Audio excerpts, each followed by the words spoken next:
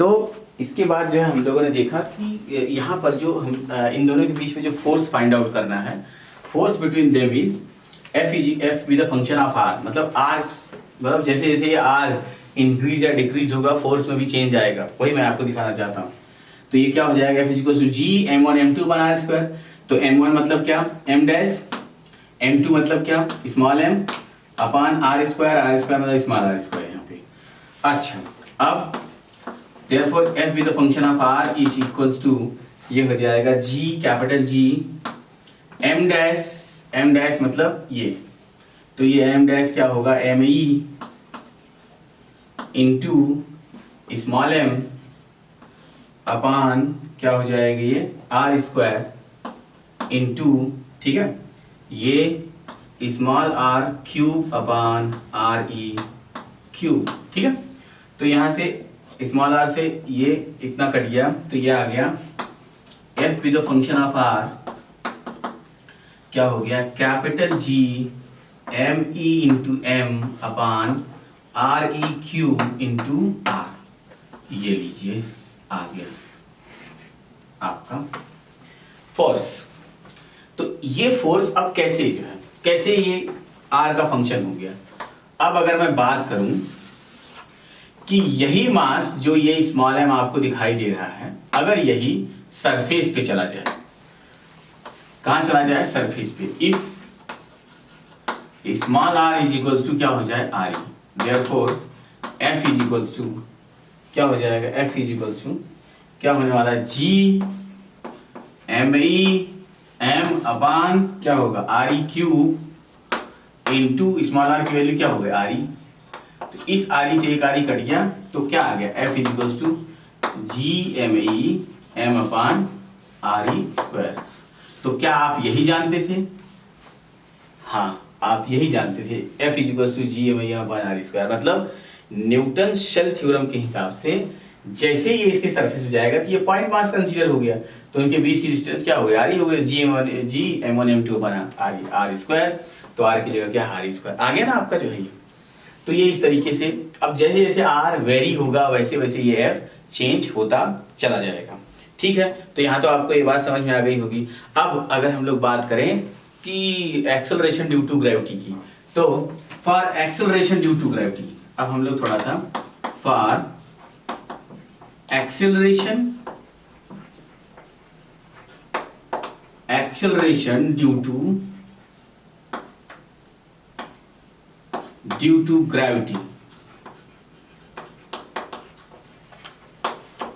अब अगर हम लोग एक्सेलरेशन ड्यू टू ग्रेविटी के बारे में बात करें, तो एक्सेलरेशन ड्यू टू ग्रेविटी क्या है, अकॉर्डिंग टू न्यूटन, मतलब वही बात, F इज इक्वल्स टू क्या हो जाएगी, ये F is equals to m into A.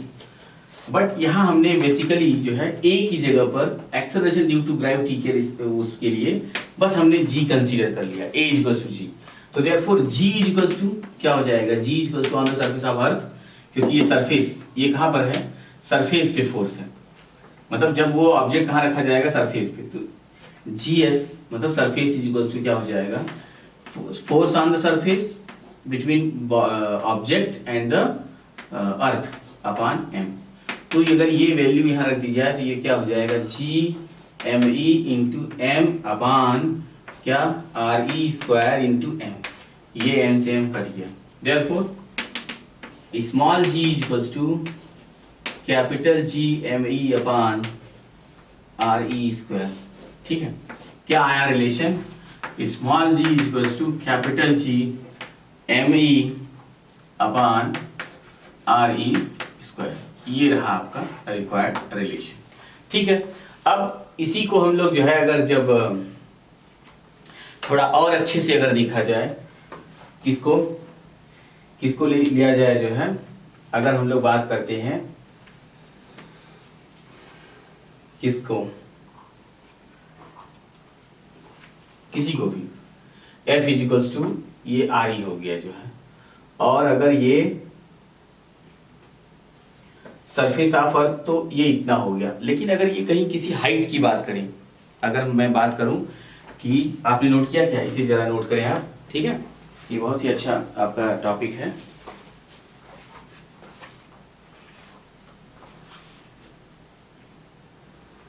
Okay, तो आपने नोट कर लिया होगा। और अगर मान लीजिए थोड़ी भी मेरी स्पीड अगर ज़्यादा हो जाती है तो आप उसे पॉज करके उसे आप जो है नोट करें।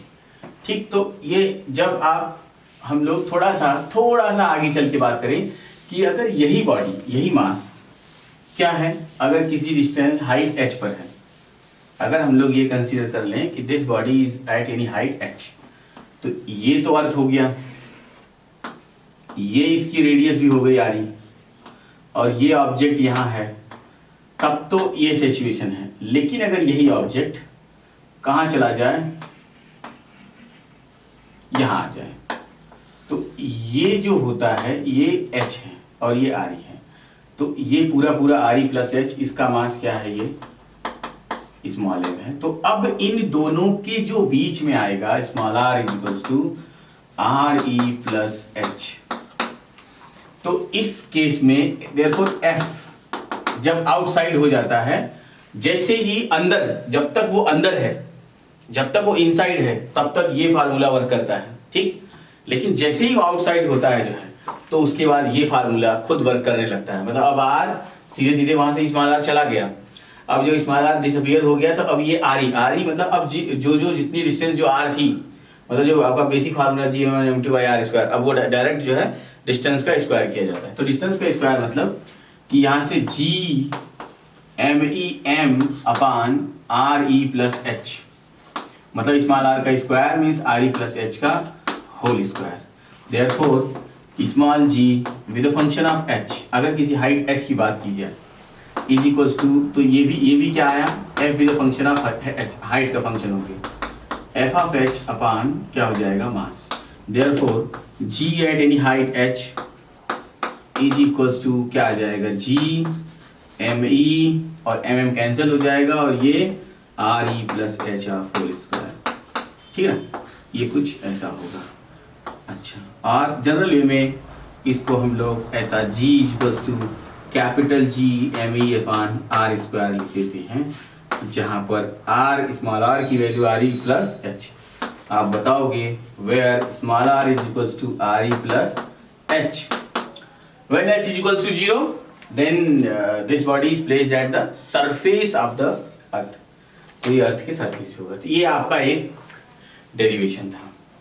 तो आइए जो है हम लोग मतलब on the surface g equals to g upon r square, और एट एनी हाइट h, अगर किसी हाइट h की बात करें तो ये क्या हो जाएगा, g upon small r square, मतलब r e plus h of whole square, ठीक है। तो ये यहाँ से ऐसा हो गया, ठीक है।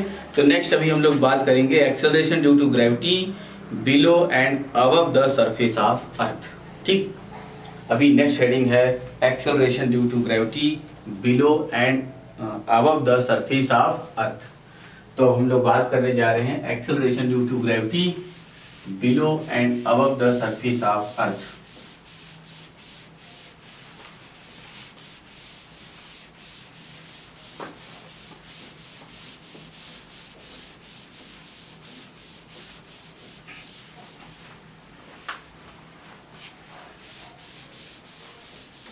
तो पहला हेडिंग हम लोग लेते हैं above the surface of earth, acceleration due to gravity above the surface of earth. तो ये तो बहुत ही जो है आपके लिए आसान होगा, क्योंकि वहां पे हमें g ही लेना है, और फटाफट f निकाल के डिवाइड कर देंगे तो g की वैल्यू आ जाएगी, और फिर उसके डिफरेंट फॉर्मेट में हम लोग ऐसा चेंज कर लेंगे। तो अभी हेडिंग है पहला इसमें above the surface of earth, above the surface of अर्थ। अगर मैं सरफेस ऑफ अर्थ के ऊपर g की वैल्यू फाइंड आउट करना चाहता हूं, तो बहुत ही आसान है। यहां से हमने एक ऐसा अर्थ कंसीडर किया जिसकी रेडियस क्या है, रेडियस है आर ई, और मास कितना है एम ई, इससे किसी हाइट h पर, ठीक है। यहाँ पर एक मास है जिसका मास है स्मॉल m, अब हमें आपको ये पता करना है कि अगर ये हाइट h पर हो तो एक्सेलरेशन ड्यू टू ग्रेविटी में कितनी कैसी वेरिएशन आएगी, कितना चेंज होगा। तो पहले हम लोग क्या करते हैं कि सबसे पहला काम क्या निकाल देते हैं, f is the function of height. तो force between them, since force between them या force of attraction between them, कैसे, towards the centre of earth, वो इसका मैग्नीट्यूड आ जाएगा f with the function of h। अभी भी मैंने बताया g me m अपान क्या हो जाएगा ये r e plus h of whole square, ये इक्वेशन हम 1। देयरफॉर वहां पे gh g with the function of h equals to क्या हो जाएगा f with the function of h divide by small m is equals to capital G me upon r e plus h of whole square, है ना। अब इसे देखें जरा सा, तो जो ये आया r small g with the function of height is equals to ये हो जाएगा capital G me upon r e plus h, ठीक है, r e प्लस h। ये तो पहले भी आपने किया देखा, और यहाँ स्मॉल r रख दिया था, स्मॉल r स्क्वायर। लेकिन अब थोड़ा सा इसके फॉर्मेट को चेंज किया जाए। देखो एक फॉर्म तो ये भी हो गया कि अगर किसी हाइट को पूछा जाए और अगर ये सब वैल्यूज गिवन तो आप डायरेक्ट ऐसे रख के निकाल सकते हैं। लेकिन ये इक्वेशन 1, अब मैं सेकंड बताने जा रहा हूँ आपको। मान लीजिए कि मैं इस यहाँ से r कॉमन लेता हूँ, ये एक फॉर्मेट है। तो g with function of height equals to GMI। अगर मैं RE को कॉमन ले लेता हूँ तो ये हो जाएगा RE square 1 plus h upon RE, ठीक है। तो ये तो बिल्कुल बेसिक है कि स्मॉल g ऐसी होती है, लेकिन हाइट के वेरिएशन के लिए अब जो यहाँ के बाद से स्टार्ट हो रहा है ये ज़्यादा मैटर करेगा। अब आप जरा इसको ध्यान से देखिए, ये टर्म कौन सा, ये जो टर्म आ रहा है आपका, ये GMI अपान RE स्क्वायर, तो ये हो जाएगा G with the function of small g on the surface upon 1 plus h upon RE का, ठीक है, होल स्क्वायर। एक फार्मूला तो आपके लिए ये हो गया कि small g equals to g with the function of height is equals to g at the surface upon 1 plus h upon RE of whole square, ठीक है, ये ऐसा हो गया। अब हम लोग देखते हैं जो है कि और इसके आगे और क्या हो सकता है। एक फार्मूला तो ये बन गया। अब अगर मैं बात करूं कि if h is less than RE, ये तो तब के लिए है कि जब हाइट क्या हो, बहुत ज्यादा हो, तब तो वो डायरेक्ट अप्लाई हो जाएगा। लेकिन अब जो ये सेकंड हम लोग ये निकालने जा रहे हैं, ये वाला जो पार्ट है, h is less than RE, therefore h upon RE less than क्या हो जाएगा 1, therefore g with the function of height is equals to g upon क्या हो जाएगा ये, मैं इसको न्यूमरेटर में ले जाता हूं, तो ये जो है न्यूमरेटर में ले जाऊंगा जब मैं, तो ये क्या हो जाएगा G H is equals to G 1 plus H upon RE power कितना -2।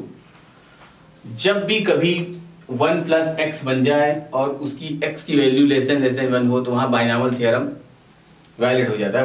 नाउ अप्लाइंग बाइनॉमियल थ्योरम, तो आप बाइनॉमियल थ्योरम अप्लाई कर सकते हैं। नाउ अप्लाइंग बाइनॉमियल थ्योरम,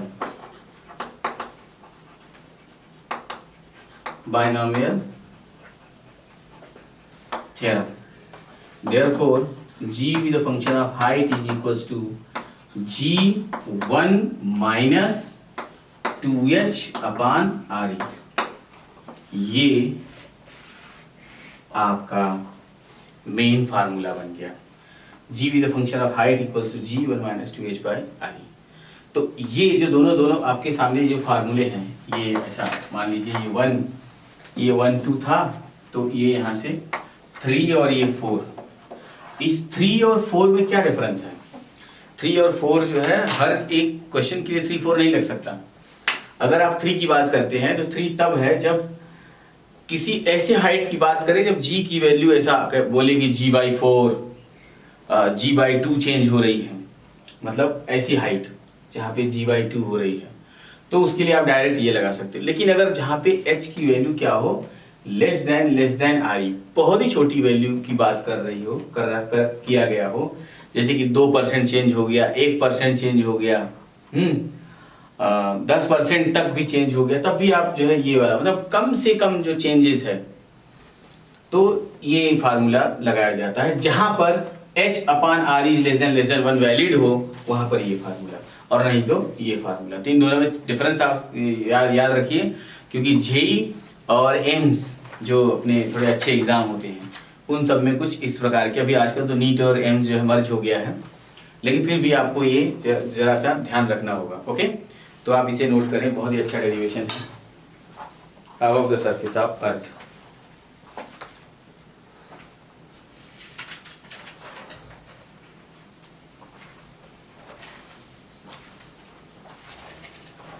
ठीक है, अब बात करेंगे हम लोग बिलो द सरफेस ऑफ अर्थ। अब अगर मैं बिलो की बात करूं, तो आइए जो है हम लोग डिस्कस करते हैं below the surface of earth.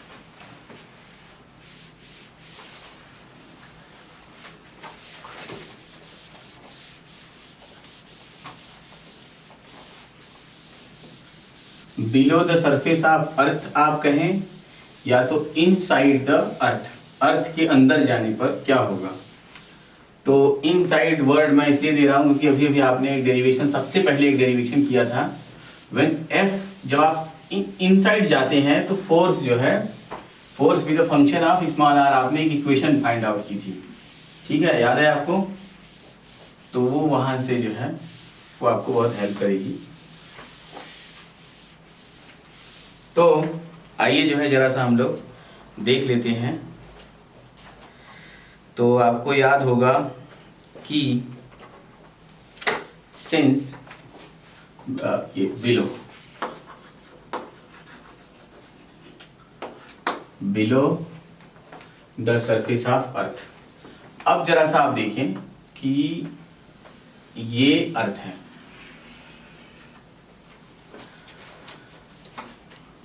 You just imagine कि कोई एक ऑब्जेक्ट जो है यहां से किसी डेप्थ d तक चला आया, ठीक है।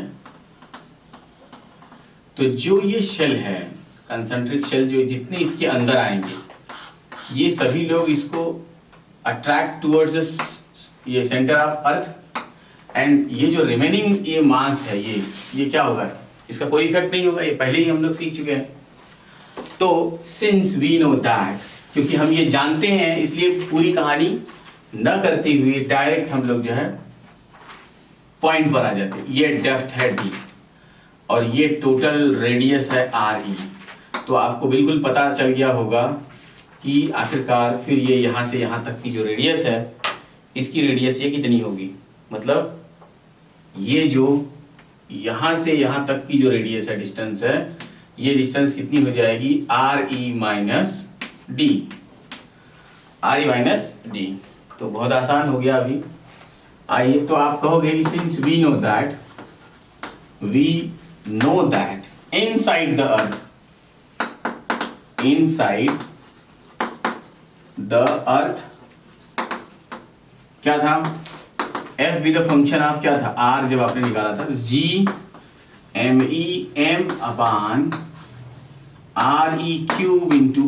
ऐसा आपका एक फंक्शन आया था। Since here small r is equals to RE minus D, तो ये खुद ही फंक्शन हो गया किसका, f with the function of RE minus D is equals to G_MEM/RE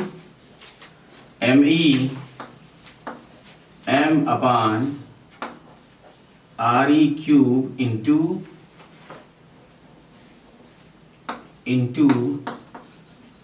RE minus D, RE minus D. Therefore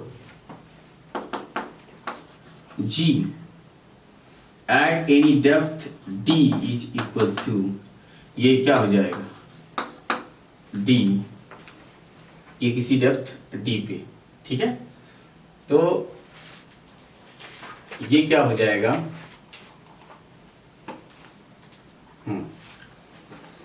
ये देखिए तो क्या हो जाएगा, FD अपॉन M।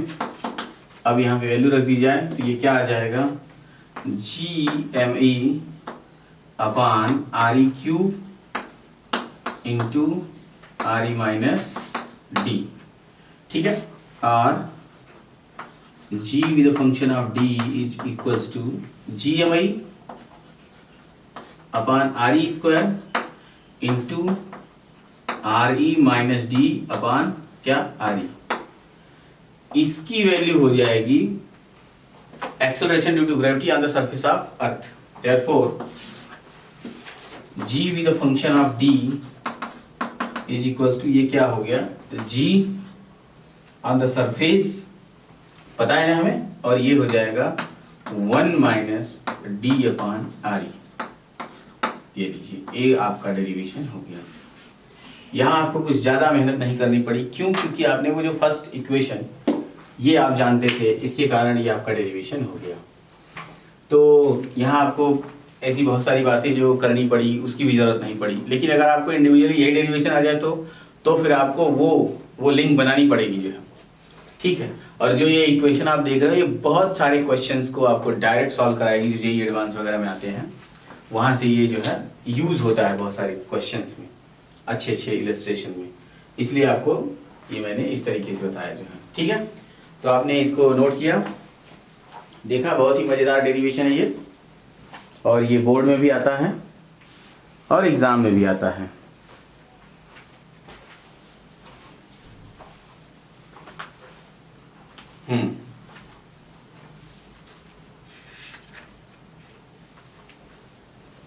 अच्छा, तो ये यहाँ से आपने ये सारी चीज़ें देख ली। अब अगर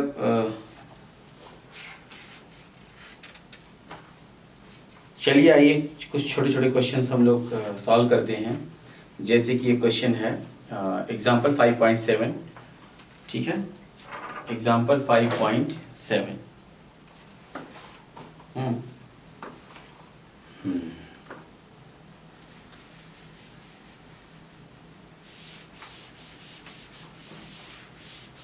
तो एग्जाम्पल 5.7, स्टेट बोर्ड एग्जाम्पल 5.7।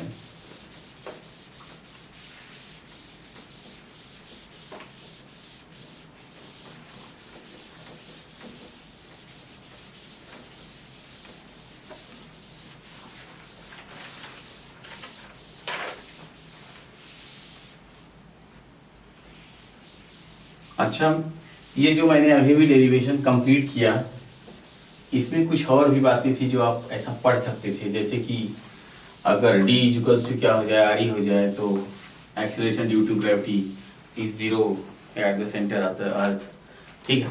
जैसे कि आपने लिखा अभी आया ना जो है G with the function of D equals to G 1 minus D upon क्या आया, RE। तो यहाँ से केस ले लिया जाए, केस फर्स्ट कि if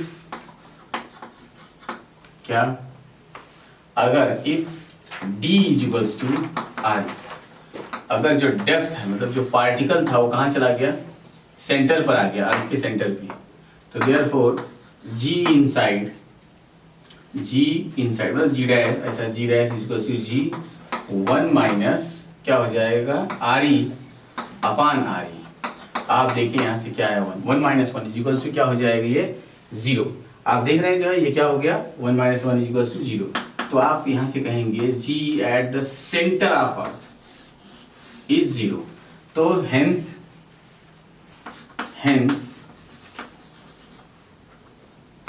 we can say the weight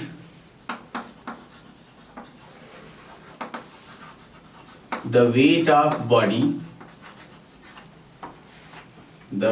body, hence we can say the weight of body at center of earth is 0. The weight of any body, किसी भी बॉडी का wait at the center of earth is 0. मतलब अर्थ के centre पर किसी भी body का wait 0 होता है, बट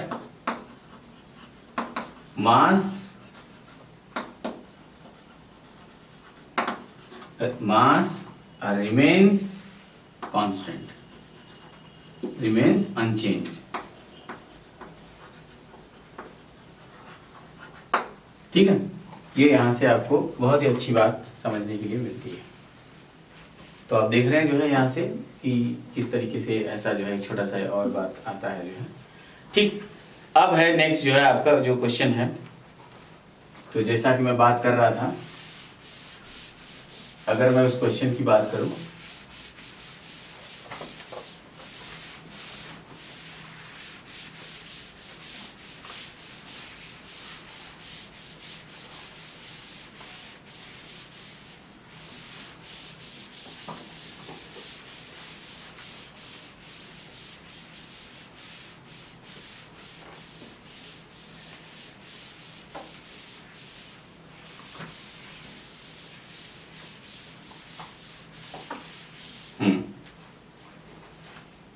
तो अगर यहां से हम लोग इस चीज को देखें, क्वेश्चन में कहता है कि at what distance above the surface of earth the acceleration due to gravity decreases by 10% of its value at the surface. तो कह रहा है at what distance above the surface of earth के सरफेस से कितनी डिस्टेंस जाने पर उसकी acceleration due to gravity 10% decrease हो जाएगी। तो इसका मतलब कि डिक्रीज हो जाएगी, मतलब रिमेनिंग कितनी होगी। अच्छा, और रेडियस ऑफ अर्थ है 6400, सिंस यहाँ पर गिवन है एग्जाम्पल 5.7 पे कह रहा है कि जो जी एट हाइट की बात कर रहा है वो कितनी परसेंट रिमेनिंग होगी, 90% ऑफ जी। ठीक है, मतलब G decreases by 10%, hence it becomes 90%। आगे कहता है कि अच्छा रेडियस ऑफ अर्थ 6400 किलोमीटर, इसको हम लोग मीटर में चेंज कर लेंगे। ठीक है, तो इसका मतलब यहां से since here GH upon G equals to कितना 90% हुआ। अच्छा, तो अब जैसे कह रहा है वैसा हम लोग कर देते हैं 90%, तो 90/100 इक्वल्स टू कितना हो जाएगा, ये 90/100 इक्वल्स टू 0.9। ठीक, अब हमें आइडिया है जो है पता है कि सिंस वी नो दैट क्या G at any height h equals to G 1 minus 2h by RE, therefore GH by G is equals to 1 minus 2h upon RE, और इसकी वैल्यू कितनी है 0.9। तो ये इधर गई, ये इधर आया, कितना आ गया 0.1 is equals to 2h upon RE, और h is equals to 0.1 multiplied by 6400 divide by कितना, हाँ ये h is equals to 6400 इतना डिवाइड बाई कितना 2, ये कट गया 3200, और h is equals to कितना आ गया 320 कितना किलोमीटर। तो ये हमने किलोमीटर में लिया था इसलिए डायरेक्ट इसमें आया, किलोमीटर में ही आ गया। तो आप देखें 320 कितना आ गया 320 किलोमीटर। ये आपका एक क्वेश्चन है। ठीक है, तो यहाँ से जो है यहाँ तक की बातें क्लियर हो गई। तो अभी जो है